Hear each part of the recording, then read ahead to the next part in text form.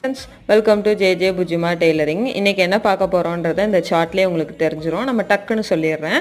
Chest சைஸும் chest ரவுண்டை வச்சு நம்மளோட சைஸ் என்னன்னு கடையில் போய் நம்ம கண்டுபிடிக்கலாம்ல, அதுதான் இது.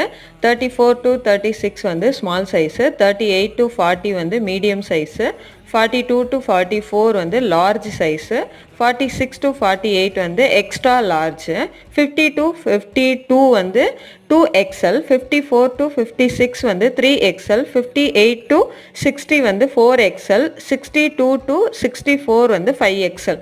இதுதான் நம்மளோட செஸ்ட் ரவுண்டு வித் சைஸ். இதுதான் நம்ம கடையில் போய் வாங்க ஈஸியாக இருக்கும்.